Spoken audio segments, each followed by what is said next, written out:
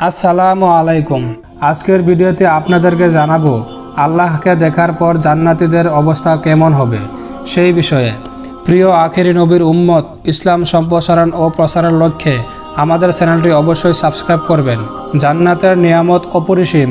আল্লাহ তাআলা জান্নাতীদের সকল ইচ্ছা পূরণ করবেন।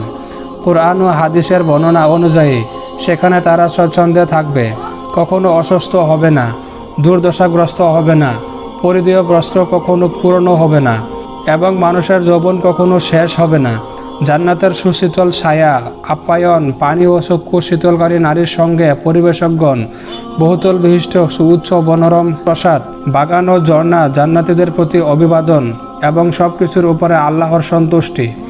সকল নিয়ামতে পরিপূর্ণ থাকবে চিরস্থায়ী জান্নাতীরা। কিন্তু এমন একটা সময় আসবে যখন তারা আল্লাহকে নিজ চোখে দেখবে। হাদিসের বর্ণনা মতে সেই মুহূর্তে তারা ইতিপূর্বে সকল নিয়ামতের কথা ভুলে যাবেন। অর্থাৎ একটু আগে যে সকল নিয়ামতের রাজির কারণে জান্নাতীরা বেশি সুখী আনন্দিত ছিলেন, সে সকল নিয়ামত আল্লাহর বিধানের তুলনায় থেকে মনে হবে। ইতিপূর্বে তারাও কল্পনা করেনি যে মহান আল্লাহর দিদার এতটা সুখ ও শান্তিময় হতে পারে। সহিহ মুসলিমে বর্ণিত রাসূল সাল্লাল্লাহু আলাইহি সাল্লাম ইরশাদ করেছেন, যখন জান্নাতীরা জান্নাতে প্রবেশ করবে, আল্লাহ তাআলা তাদেরকে বলবেন, তোমরা কি আমার কাছে আরও কিছু চাও? তখন তারা বলবে, আপনি কি আমাদের মুখমণ্ডল উজ্জ্বল করে দিননি? যদিও এদিন সবাই আনন্দ আর উচ্ছ্বাসে মগ্ন থাকবে। এই প্রসঙ্গে সূরা ইয়াসিনের 55 নম্বর আয়াতে আল্লাহ তাআলা ইরশাদ করেছেন, ওই দিন জান্নাতবাসীরা আনন্দে মগ্ন থাকবে, কিন্তু তারপরও জান্নাতীরা সেদিনের চেয়েও বেশি কিছু পাবে।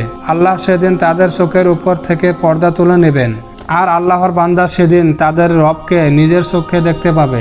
আল্লাহকে দেখতে পাওয়ার তুলনায় তারা এই পর্যন্ত যা যা পেয়েছে সব কিছু ভুলে যাবে। এই হাদিসটি সহিহ মুসলিম থেকে নেওয়া হয়েছে। নিঃসন্দেহে বান্দার জন্য সর্বোত্তম মহান পুরস্কার হলো আল্লাহ তাআলার সাক্ষাৎ। তাই এই পুরস্কার লাভে ধন্য হতে চাইলে মহান আল্লাহর কাছে সেই প্রার্থনা করতে হবে।